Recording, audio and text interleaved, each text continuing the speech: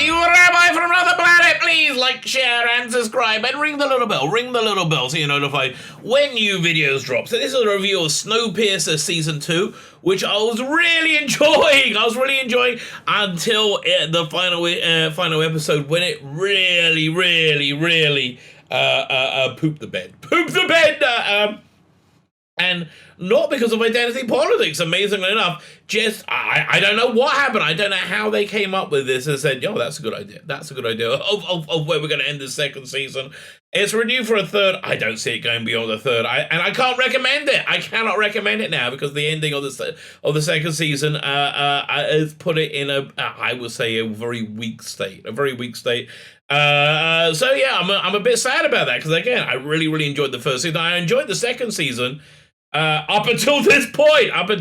So before we get into the review, can you hit the like button? That'd be freaking awesome. Thank you very much. Can you hit the share button? Could you consider hitting the subscribe button? That'd be really fantastic. I am a hair's breadth, as I have been for the last couple of weeks, to get into 2,900 subscribers.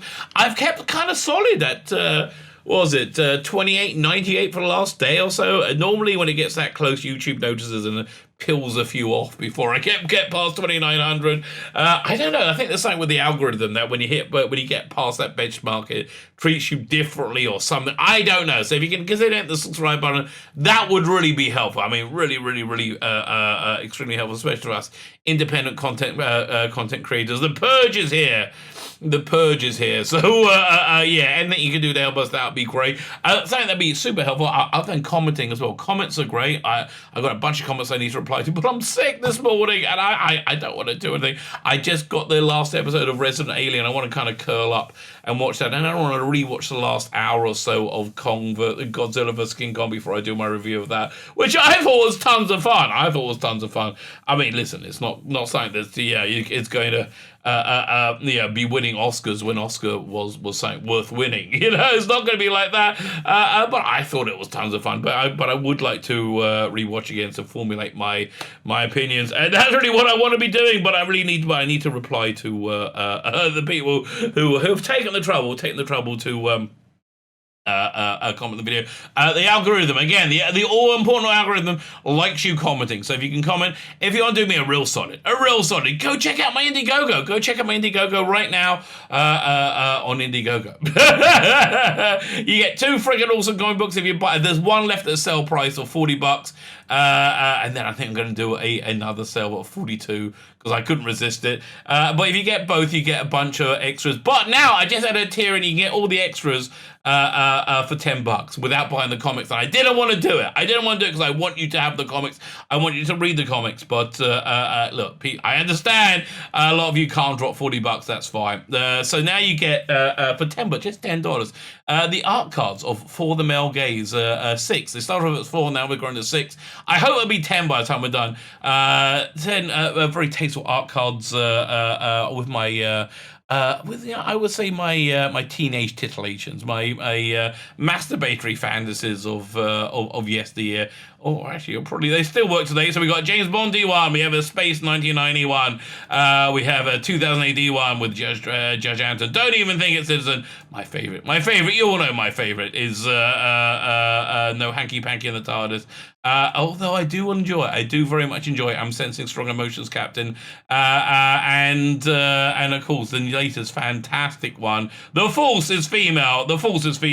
And so you get all that for $10. Plus you get this poster, A2 poster, Bohemian Time and Space, and then you can add on stuff. You can add on this Capaldi poster or reverse the polarity of the neutron flow. Actually, I call this Great Balls of Fire because there wasn't enough room in Indigo to put reverse the polarity of the neutron flow. So anyway, so you get the 6 cards plus this poster, A2 poster, for $10. But you know what? Listen, the one I want you to get is the 2 books. There's one left at the sale price, and it goes up. Then the price goes up. So help yourself and get over there. Yeah, the link is in the video notes.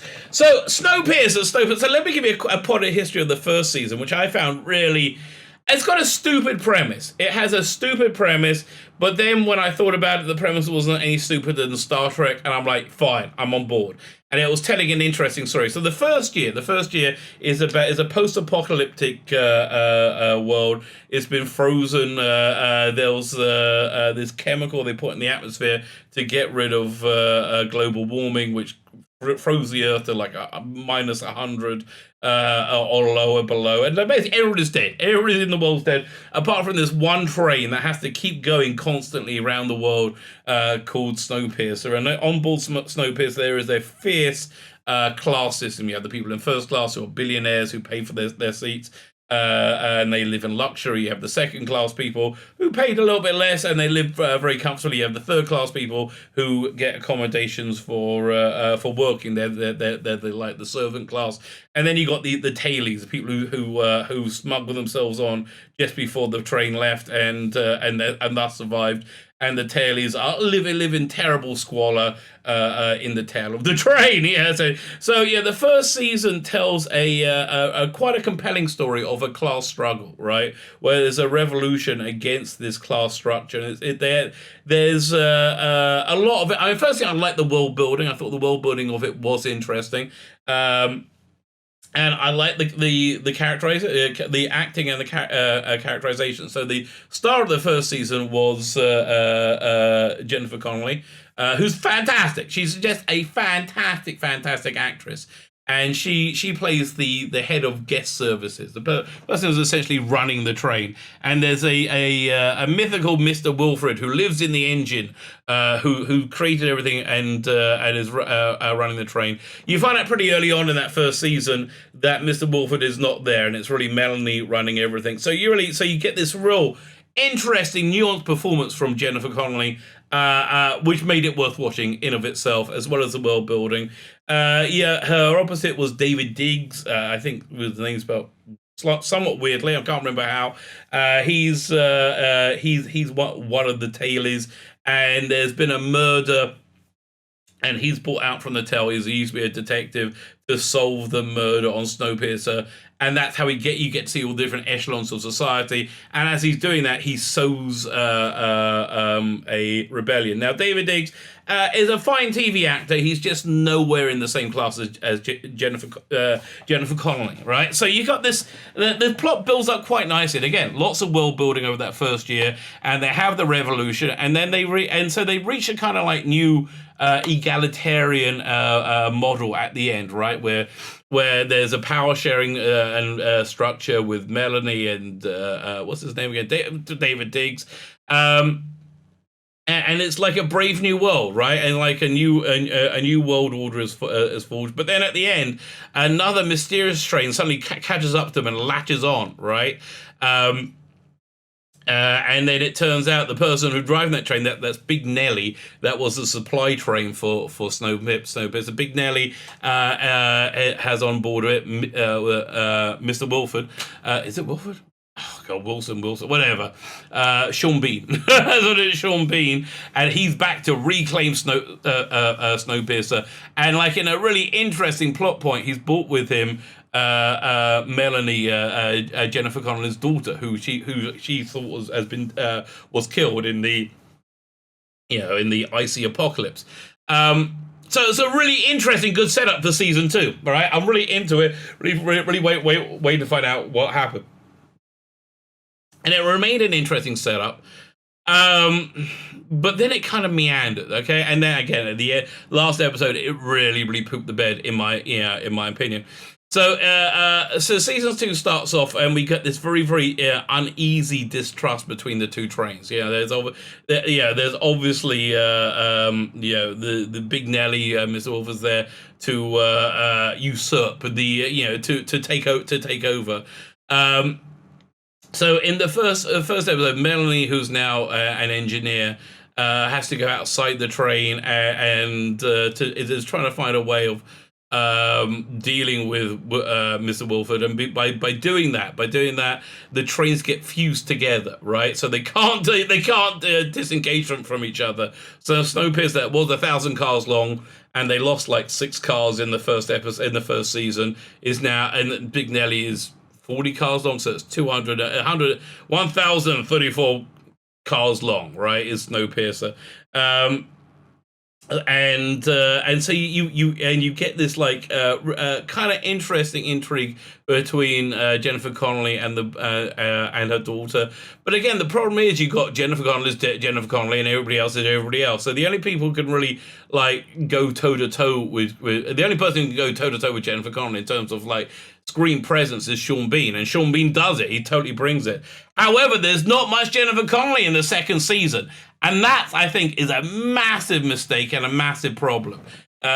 She's in the first season, in the first episode, when she has to go outside the train, she notices it's snowing or raining, and that shouldn't be possible because it's too cold. So she thinks the world might be warming up again. There is a frozen weather research facility that she can make it to. And only she can do it for some reason. I can't remember why.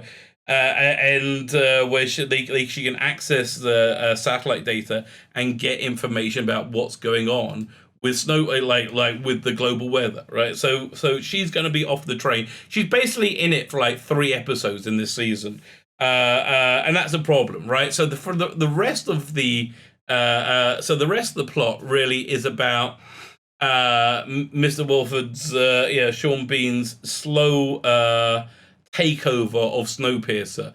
And that's pretty interesting because he's very, very Svengali, like he's very, very good at talking people into things and convincing them. In an early episode, there's a really disturbing scene where they take Snowpiercer takes one of the head of guest services from Sean Bean's train hostage. And they work out that they don't have enough food on the on Sean Bean's train, right? And so that puts them at a disadvantage. So when they get back, Sean Bean's all like smiling and very, very nice. But he lives in luxury where everybody else lives in like relative squalor. He invites him into his personal cabin and draws a bath for him. There's a lot of people bathing. There's a lot, and he takes a bath with him. During the bath, he convinces this guy to kill himself, to cut his wrist because he gave something away of value. And so that really gives you an idea of what Sean Bean's twisted character is like. And so you have this this protracted détente, and then being used as a secret propaganda war. So Sean Bean can take over Snowpiercer, which slowly but surely does happen. There's a few leaps in it that doesn't make. I wasn't really clear and didn't make much sense to me. But still, they can see where they're going with it, and I was interested, but losing Jennifer Connelly was a big problem. Losing her presence was a big problem, both in terms of the within the show and as an acting talent within the show. It's lost a reason to watch, right? It lost a reason to watch. And now it's down to like just kind of average TV, vaguely interesting, right? Vaguely interesting. But then in the last episode, so Melanie, Jennifer, and there's big spoiler. I'm spoiling it because don't bother watching it because it just it just goes in a direction where you just lose all respect for it. Right, in the Jennifer Connelly, Melanie's character has been in this research station. So by the time you have a good episode where you have like a standalone episode where you see her struggle to get there and to get information to survive. And again, Jennifer Connelly being great, she's great, and then she just makes it to the pickup point for the train, and the train zooms by her, right? Zooms by her, and you see her daughter who started off being estranged, but then has like that falls apart over the first two episodes. It's in the train. Go, no, mommy, as the train whooshes by. So and then they basically you come back to her 2 episodes later. They managed to break off 10 cars of the train to go and rescue her. And it seems like it's been 3 or 4 hours, maybe 12 hours maximum, right? So they get there to this research station and find that the power there, the battery power there, is being used to keep some hard drives warm, which has the data or the weather data in it. So they can get a climate model of what's going on in the world. But she figured there wasn't enough energy power to help her survive, so she walks off into snow. But here's the thing that really annoys me. So apparently she's dead, right? She's dead, but she has a death scene completely off camera. Explained via a voiceover. It seems to me that the contract negotiations for season 3 went south, right? And they couldn't come to to an agreement, and so she just recorded this voiceover. It's like, yeah, bye. Don't need this crap, It was just, she's such an important character to the show. She really was the show, right? And just to have her die off camera and hardly be in the season, for me, makes it not worth watching. It really makes it not worth watching. And I'm really, kind of upset about that. So there's a few more hokey sci-fi stuff going on in this season. On Mr. Wolfer's train, they have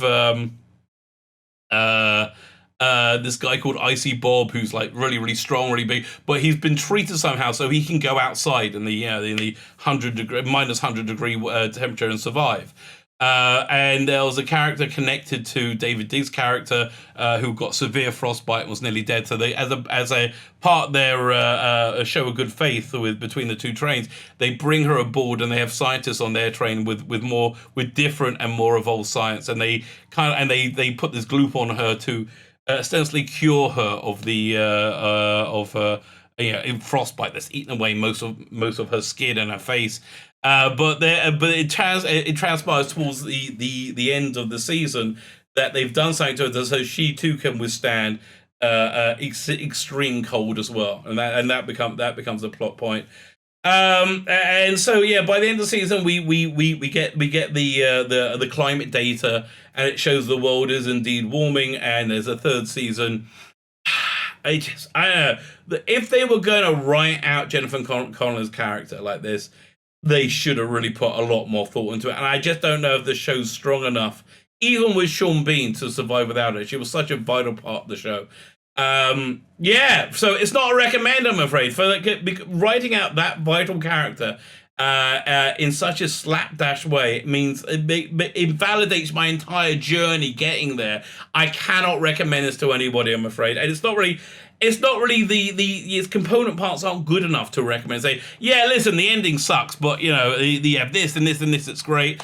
Game of Thrones is the last couple of seasons were awful, but still, those first 4 seasons were freaking incredible, right? And there was a lot of value there. This does not exist with Snowpiercer. It's a little bit cheap as well. So there you go. Sad to tell you, not a recommend at all.